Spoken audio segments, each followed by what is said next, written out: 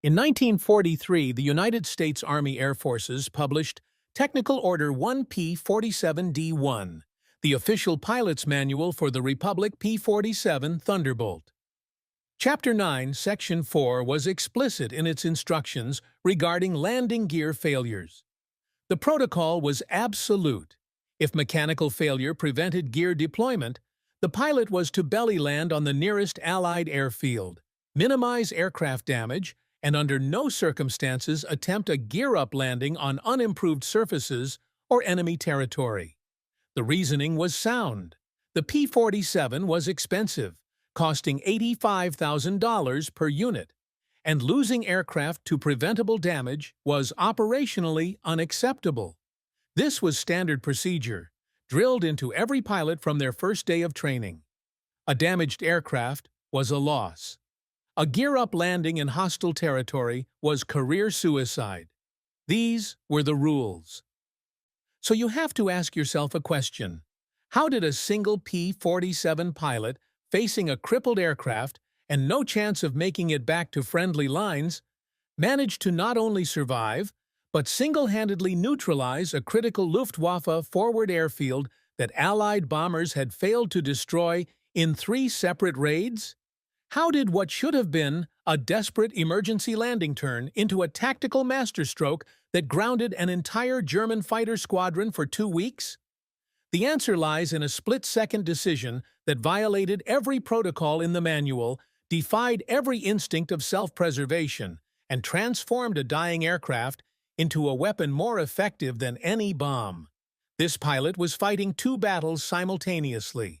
One was against a dying engine, hydraulic failure, and the laws of physics that said he wouldn't make it home. The other was against a Luftwaffe airfield that was launching fighters to slaughter Allied bombers every single day. To survive the first battle, he needed to land safely, but to win the second, he needed to land dangerously. He needed to land in exactly the wrong place, in exactly the wrong way, at exactly the right moment. This is the story of how a German airfield commander watched in confusion as an American P-47 approached his runway with landing gear retracted, and only understood the pilot's brilliance when 7 tons of steel bellied onto his concrete at 120 miles per hour, carving a trench that would take engineers 2 weeks to repair. This is the story of Captain James "Crash" Henderson, the pilot who turned a flight manual's worst-case scenario into a tactical innovation studied in air warfare courses to this day. He didn't just survive his gear failure, he weaponized it, rewriting the definition of what a fighter pilot could accomplish with a crippled aircraft and absolute commitment. The story of that devastating landing began not in the cockpit of a doomed P-47, but in a morning briefing where Henderson realized his mission was about to go catastrophically wrong.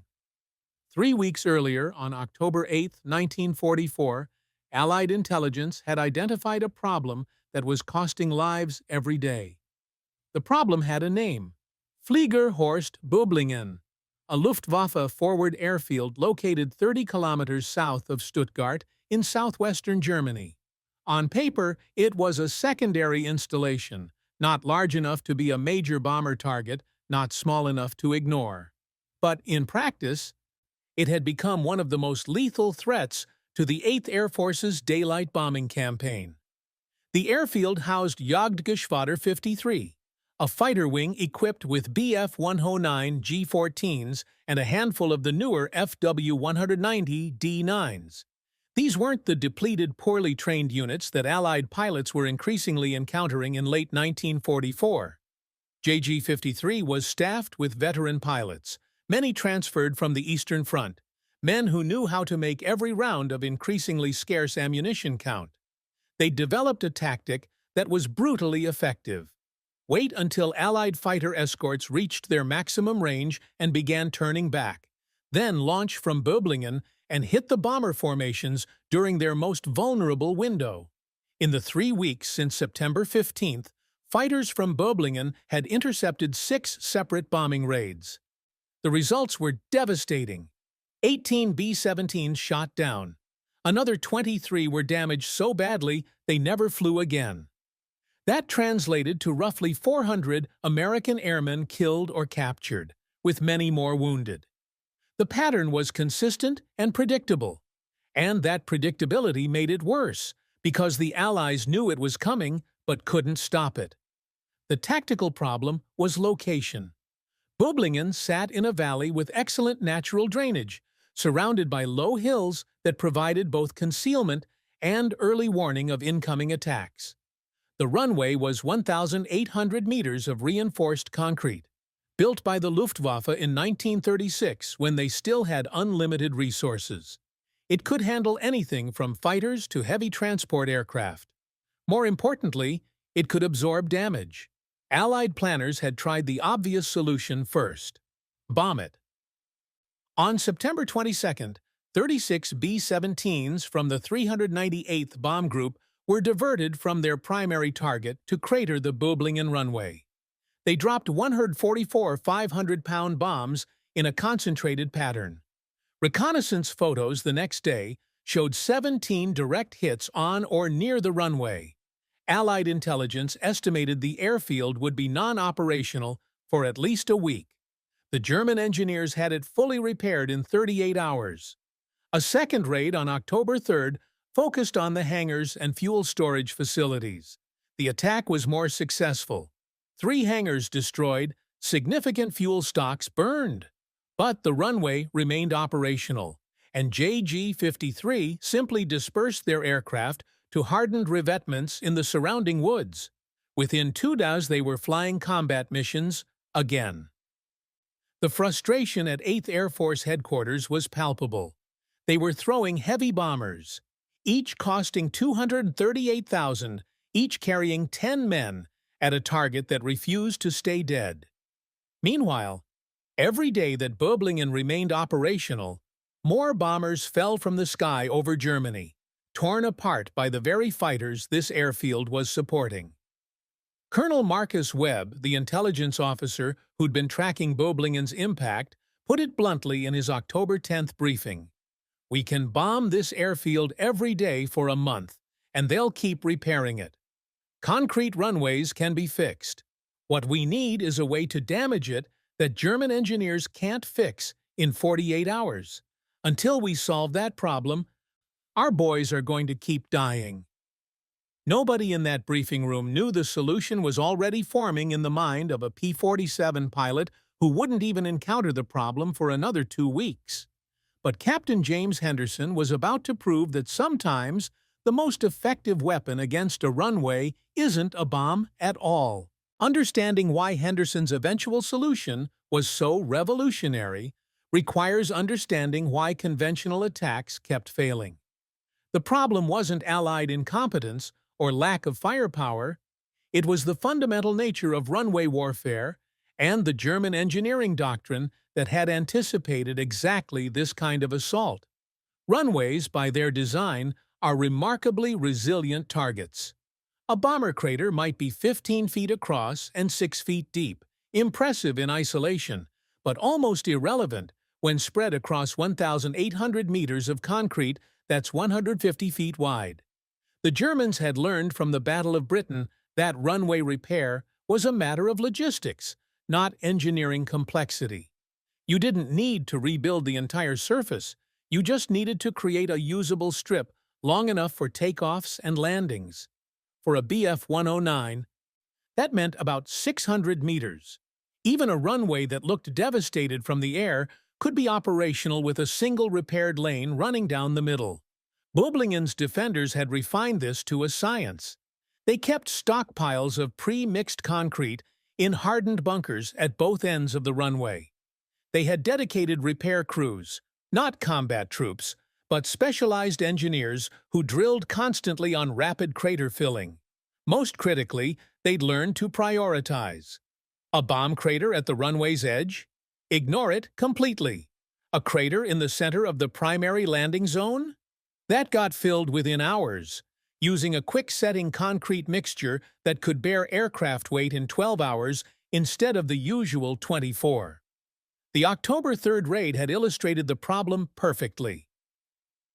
Allied photo reconnaissance showed the runway absolutely pummeled. 32 distinct craters visible in the imagery. The photo interpreters at RAF Medmenham had confidently assessed the airfield as non-operational for 7 to 10 days minimum.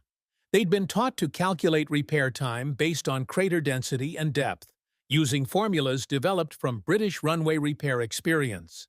But those formulas assumed repair crews would try to fix everything. The Germans didn't. They identified a single usable line, northeast to southwest, avoiding the worst crater clusters, and repaired only that pathway. 18 craters filled, 14 left untouched because they weren't in the critical zone.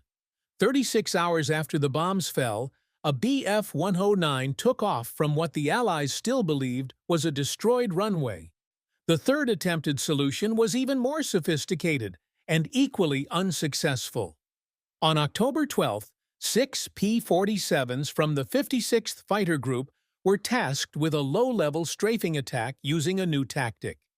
Delayed fuse bombs specifically designed to penetrate concrete before detonating, creating subsurface damage that would be harder to repair. The theory was sound. The execution was flawless. The bombs penetrated exactly as designed, detonating beneath the runway surface and creating structural undermining that should have made repairs more complex. The German response was almost insultingly simple. They didn't repair the undermined sections at all. They just roped them off and painted warning markers, creating a slightly narrower but still entirely functional runway. The structural damage that was supposed to take weeks to fix became nothing more than a minor navigation hazard for pilots who'd been landing on cratered Russian airfields for years. By mid-October, Allied tactical air commanders were genuinely stumped. One officer reportedly suggested mining the runway with delayed action bombs that would detonate randomly over several weeks, making repair psychologically impossible. Another proposed using napalm to create heat damage that would crack the concrete beyond quick repair. Both ideas were rejected. Too complex, too resource-intensive, and no guarantee they'd work any better than conventional bombing.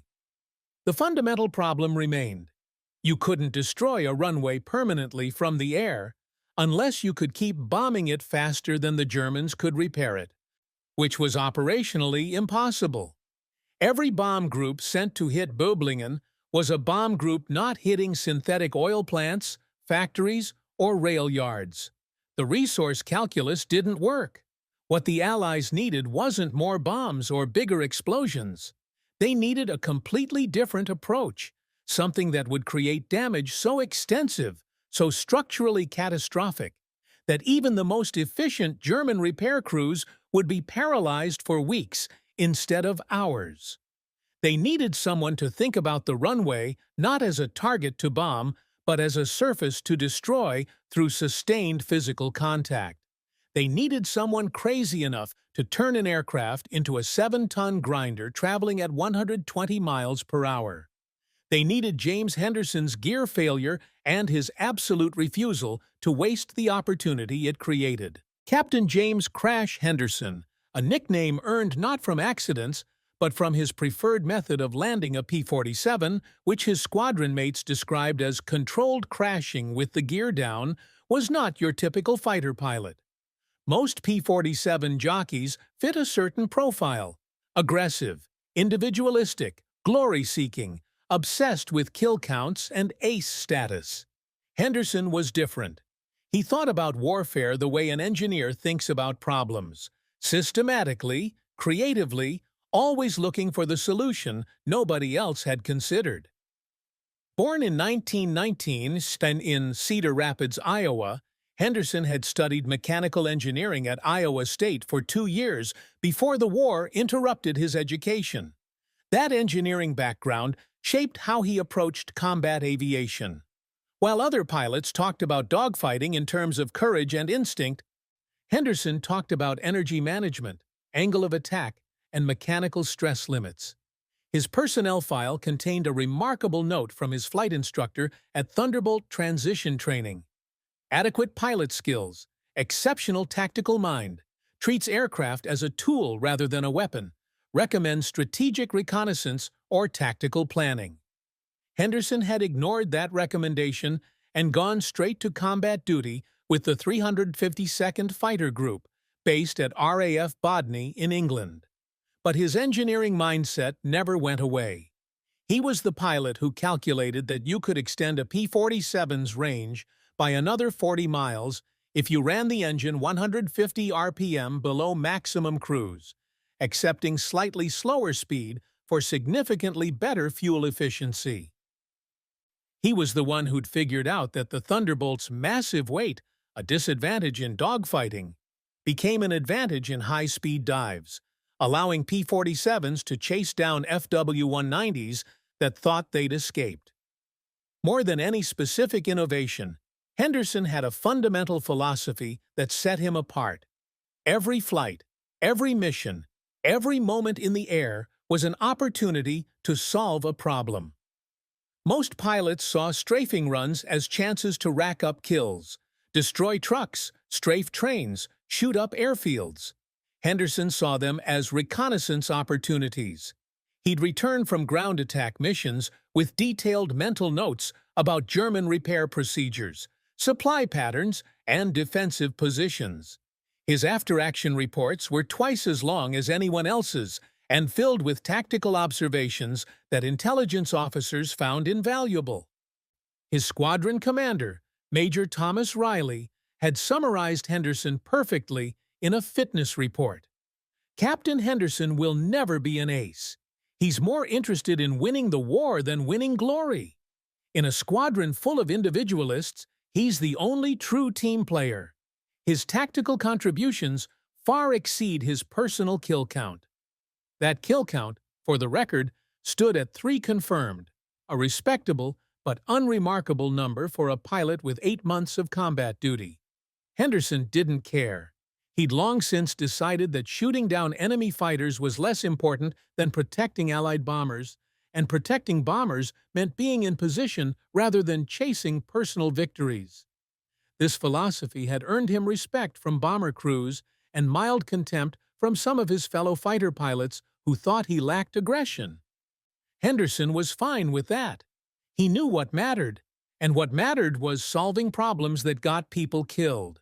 In October 1944, the problem that bothered him most was Böblingen. He'd escorted 3 bomber formations that got hit by fighters from that airfield. He'd seen B-17s go down, watched parachutes blossom from burning bombers, counted the chutes, and knew which ones hadn't made it out. Every time he'd thought, there has to be a way to shut that airfield down permanently. He just hadn't figured out how yet. Not until the morning of October 26th, when a hydraulic failure would transform from a crisis into an opportunity, and Henderson would finally solve the problem that had been killing his friends. The mission briefing on the morning of October 26, 1944, was routine, the kind of routine that meant dangerous but no longer remarkable. The 352nd Fighter Group would escort B-17s hitting synthetic oil facilities near Stuttgart, then break off for ground attack missions against targets of opportunity in southwestern Germany. Henderson's flight of 4 P-47s was assigned to the southern sector, with specific instructions to hit German transport moving along Route 14 between Stuttgart and Böblingen. The irony of that routing, taking them directly over the airfield that had been haunting Henderson's thoughts for weeks, wasn't lost on him. During the briefing, he'd studied the map carefully, noting Böblingen's position relative to their assigned patrol zone. The airfield sat in a valley, its runway running northeast to southwest, perfectly visible from altitude. Intelligence reported moderate flak defenses, but noted that most of the airfield's fighters would likely be airborne, vectoring toward the bomber formations farther north. The bomber escort portion went flawlessly.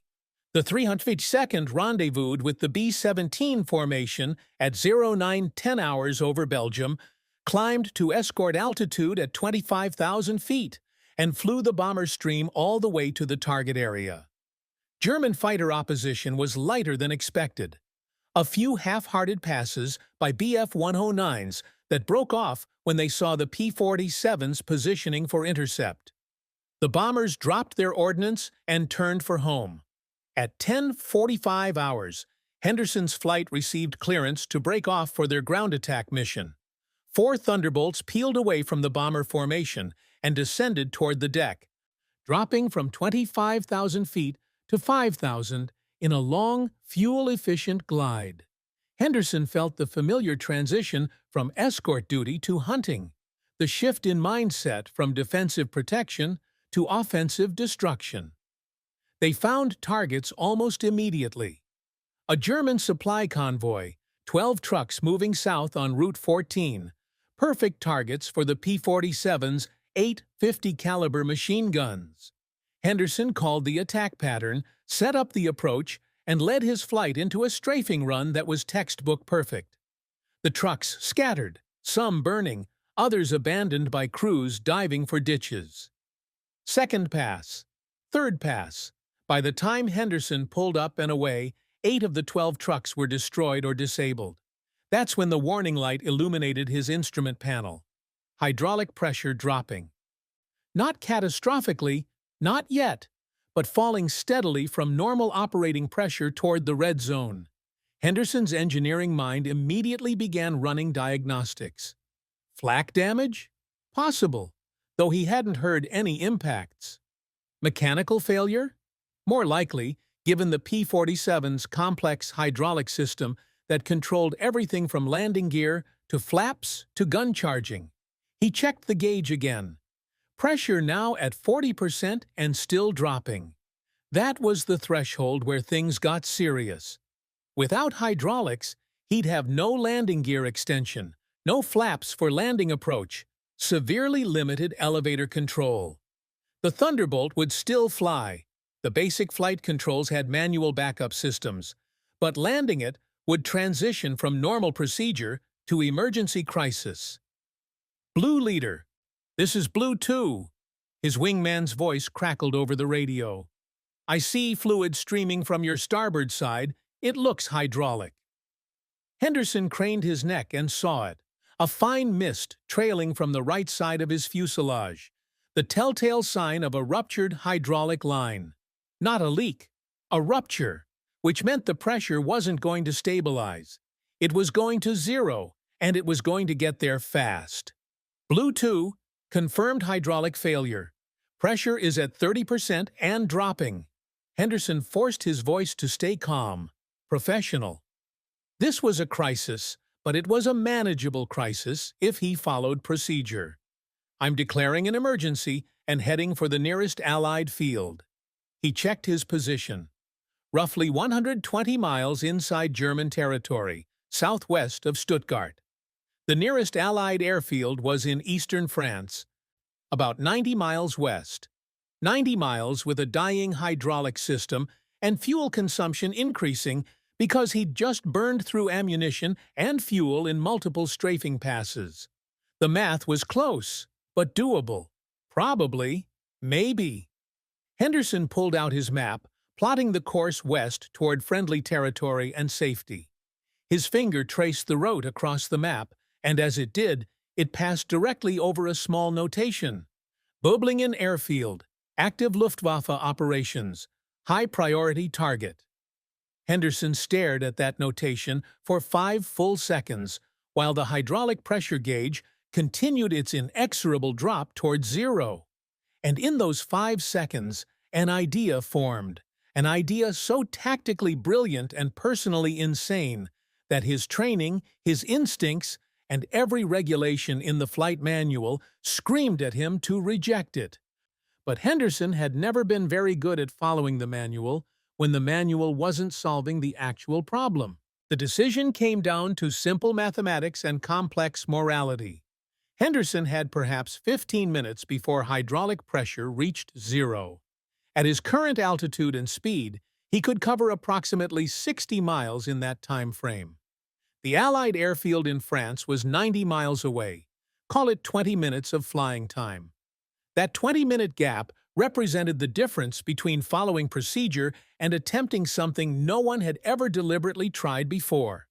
Blue Leader recommend you climb to altitude and prepare for a rescue if you can't make friendly territory. His flight leader's voice was concerned but not panicked. This was the standard response to Henderson's situation. Maximize altitude, stretch the glide, and if the math doesn't work out, pull the ejection handle and take your chances as a POW. Henderson didn't respond immediately.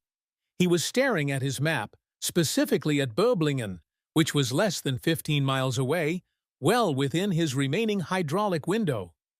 His engineer's mind was calculating weight, velocity, impact dynamics, and surface damage potential.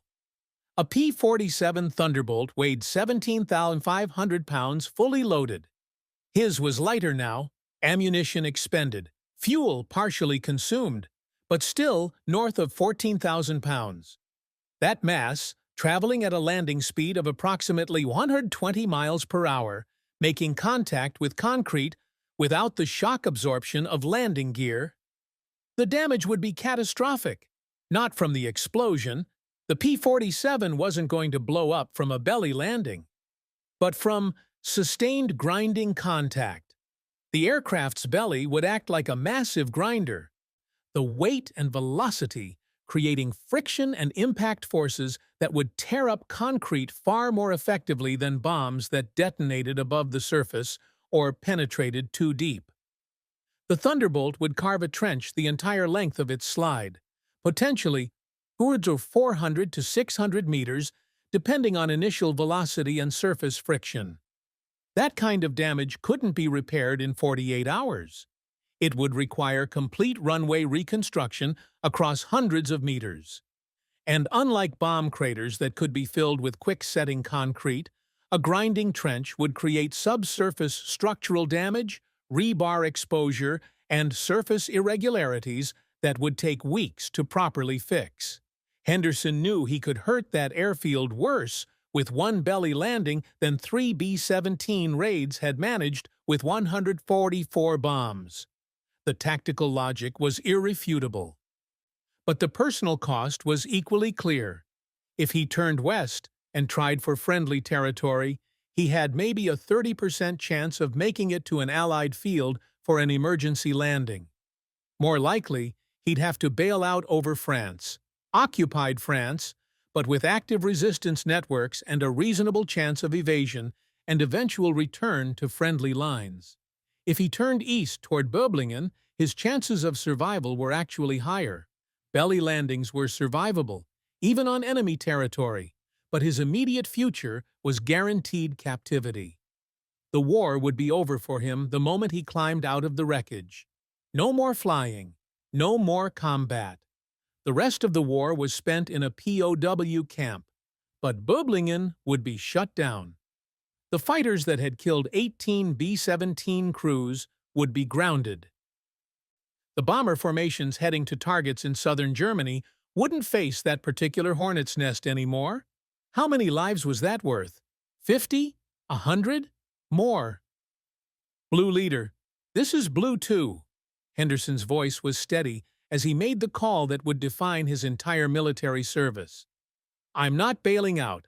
I've still got positive control and sufficient hydraulics for another 10 minutes.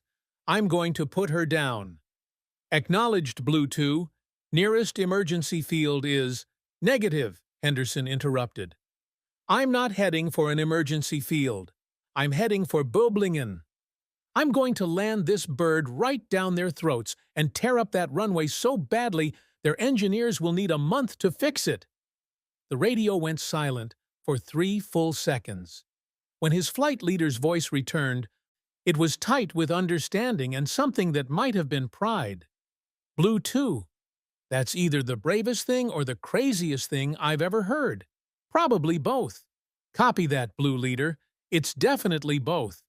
Henderson banked his dying Thunderbolt east, toward the enemy, toward the airfield, toward the landing that would end his war but might help win the larger battle. Tell intelligence to get reconnaissance over Böblingen tomorrow. I'm about to give them a case study in alternative runway denial. The German flak batteries around Böblingen opened up the moment Henderson's P-47 crossed into their engagement range. Black puffs of 88mm shells bracketed his aircraft at 3,000 feet, not particularly accurate, but enough to remind him that he was deliberately flying into one of the most dangerous pieces of airspace in southwestern Germany. Under normal circumstances, a lone P-47 approaching a Luftwaffe airfield would be swarmed by defensive fighters within minutes. But circumstances weren't normal. Most of JG-53's fighters were airborne somewhere to the north, engaging the bomber formations. The airfield below was in the vulnerable window between sorties. Aircraft on the ground being rearmed and refueled, pilots in ready rooms, ground crews servicing equipment. Perfect timing for what Henderson had in mind. Almost like the universe was cooperating with his completely insane tactical decision. He throttled back and began a descending turn, eyes scanning the airfield layout below. The runway was exactly where the intelligence maps said it would be. 1,800 meters of light gray concrete running northeast to southwest through the valley. He could see aircraft dispersed in revetments along the eastern tree line. Dark shapes that were probably Bf-109s, a few larger silhouettes that might be transport aircraft. The runway itself looked pristine, undamaged from this altitude. That was about to change. Henderson's hydraulic gauge now read 8%. That gave him perhaps 3 minutes before total system failure. He needed to time this perfectly, maintain hydraulic pressure long enough to control his approach, but ensure that the landing gear absolutely could not deploy when he touched down. A gear-up landing was only survivable if it was consistent. If one gear strut deployed while the others didn't, the asymmetric contact would cartwheel the aircraft and kill him instantly. He reached down and deliberately disabled the emergency gear extension system, pulling the manual override handle and jamming it in the retracted position. This was the point of no return. Even if he changed his mind, even if survival instinct overrode tactical calculation, he couldn't deploy his landing gear now.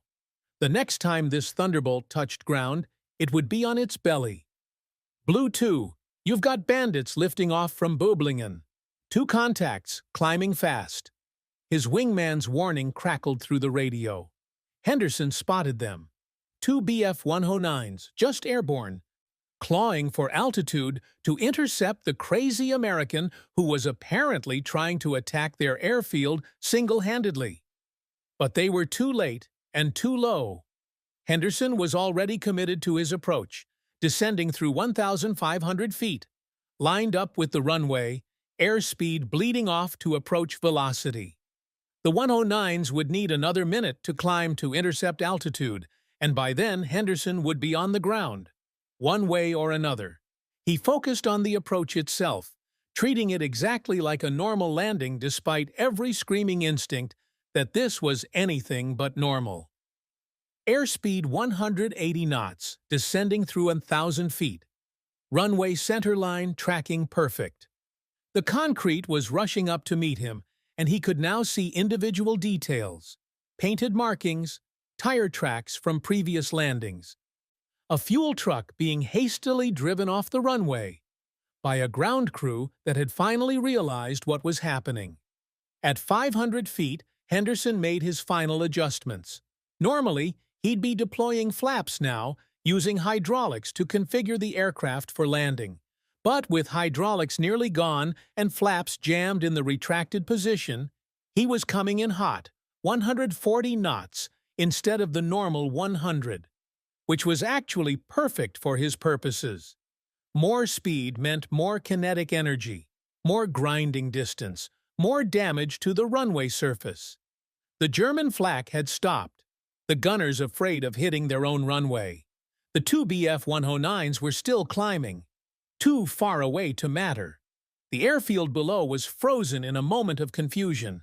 Ground personnel scattered. No established procedure for dealing with an American fighter deliberately landing on your runway. Henderson had perhaps 15 seconds before contact. His hydraulic gauge read 3%, essentially zero. His hands were steady on the control stick. His breathing was calm. Everything in his training said this should be terrifying, but all he felt was focus. Mathematical, engineering focus on the problem he was about to solve in the most direct way possible. The runway filled his entire field of vision. He pulled back slightly on the stick, flaring the nose to bleed off the last bit of excess speed. 7 tons of American steel, aluminum, and determination descended toward German concrete at 120 miles per hour. And then, contact. The first contact was the tail wheel, the small wheel at the rear of the fuselage that normally supported the P-47's tail during ground operations. It hit the concrete at 120 miles per hour and disintegrated instantly, sending fragments of rubber and metal spraying across the runway. 1 second later, the main body of the fuselage made contact, and Henderson's world became violence. The noise was indescribable, metal screaming against concrete at high velocity, a grinding roar that overwhelmed every other sense. The entire aircraft shuddered with impact forces that Henderson felt through every bone in his body despite his seat harness. His head snapped forward against the control panel, then back against the headrest. Training took over. Arms tucked, head pressed back, every muscle tensed against the deceleration forces that were trying to tear him apart. The Thunderbolt's belly wasn't smooth. It had protruding oil coolers, equipment bays, antenna mounts, and most critically, the retracted landing gear compartments with their irregular surfaces and exposed mechanical components. Every protrusion became a cutting edge, a grinding tool, a chisel hammering into the concrete at tremendous force. The oil cooler ripped away within the first 3 seconds, tumbling down the runway behind him. The ventral radio antenna snapped off. The belly skin itself, aluminum alloy designed to be aerodynamic, not structural, began shredding, peeling away in long strips that sparked as they scraped across concrete. Henderson couldn't see the damage he was causing. His entire field of vision was filled with the view forward as the P-47 slid down the runway. But he could feel it. Every irregularity in the concrete surface, transmitted through the airframe, was violent shuddering.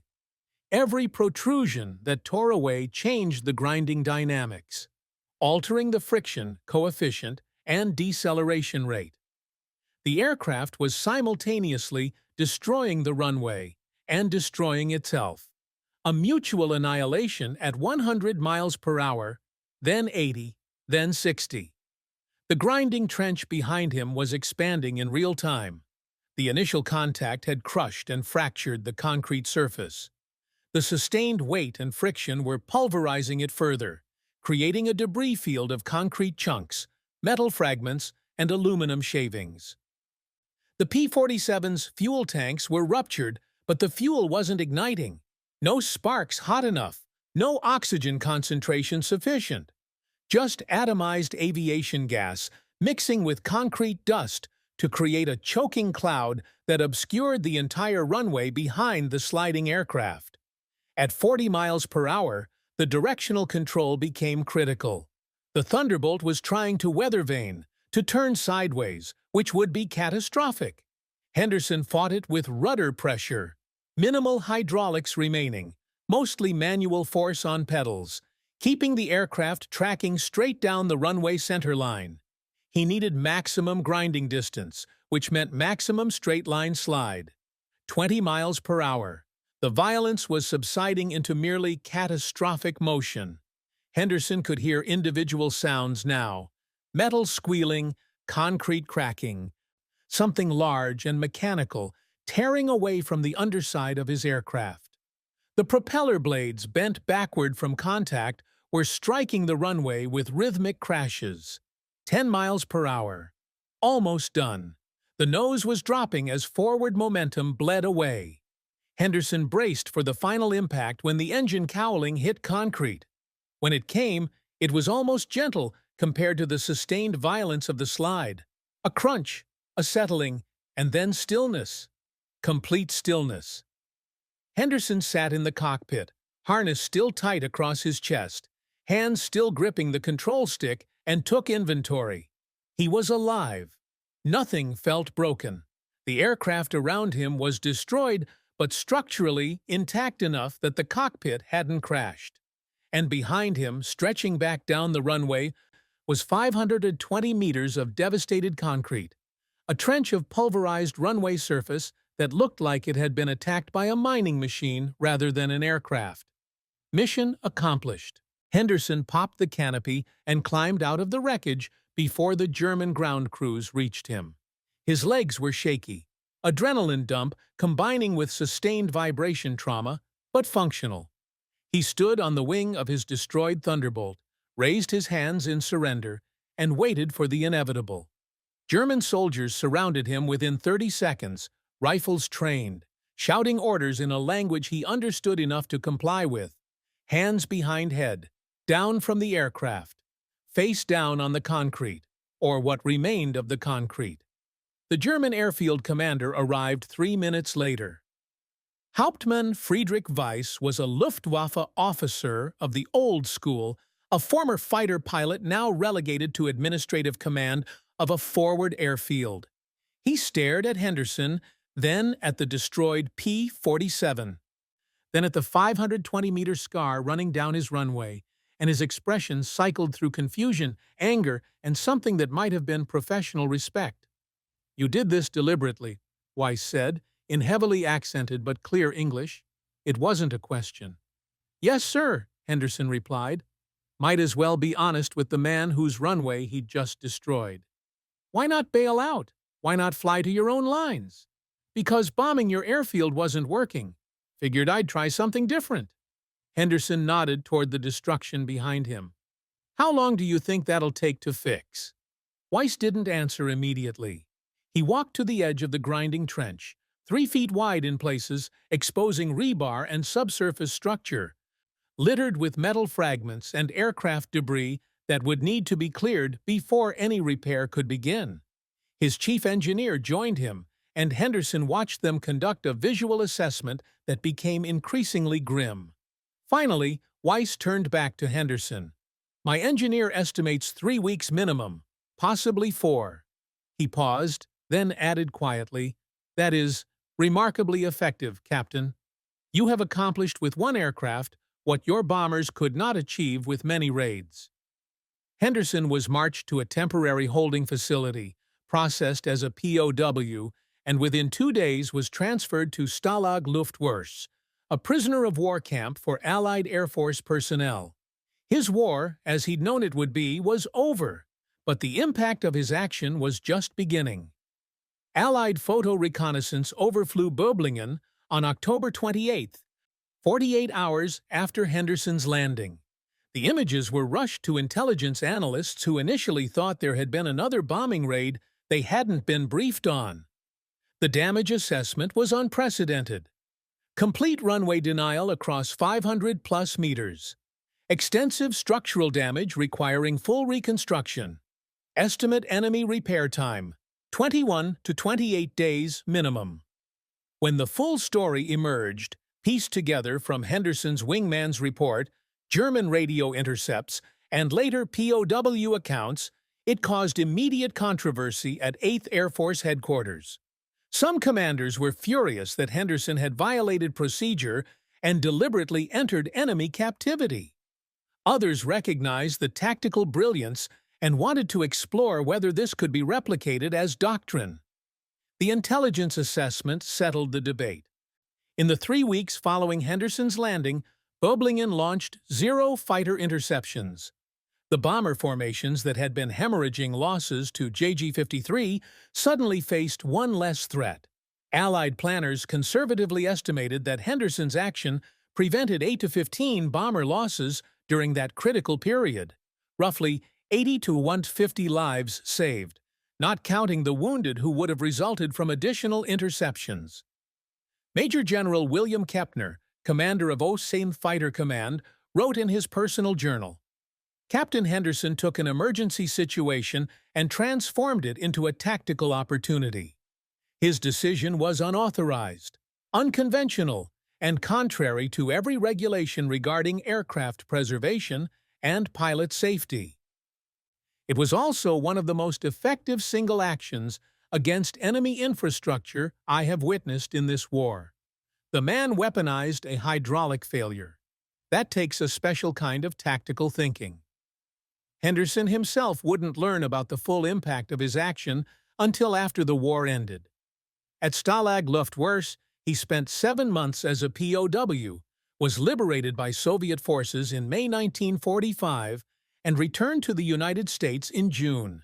His Silver Star citation, awarded in 1946, was diplomatically worded, "for conspicuous gallantry and intrepidity in action against the enemy."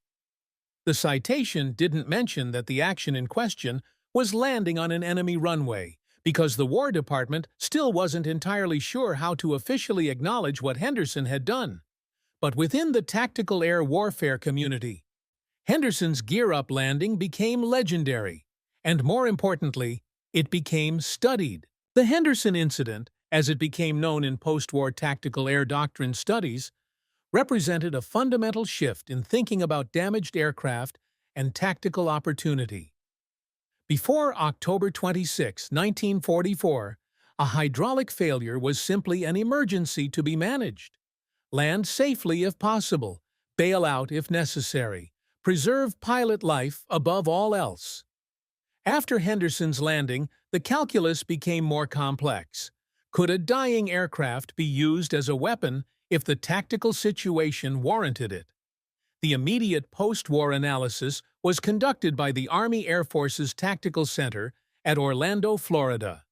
Their 1946 study, Alternative Runway Denial Methods, Analysis of Kinetic Impact versus Explosive Ordnance, compared Henderson's single aircraft landing with conventional bombing data from the entire European theater. The conclusions were striking. Henderson's 7-ton P-47, traveling at landing speed, had created runway damage requiring 24 days to repair, more effective than any bombing raid of comparable resource investment in the entire war. The physics were straightforward once analyzed. Bombs delivered energy in a single explosive instant, creating craters but also directing much of their force vertically into the ground or upward into the air. Henderson's belly landing delivered sustained kinetic energy horizontally across the runway surface, maximizing surface destruction and creating subsurface structural damage through prolonged friction and impact.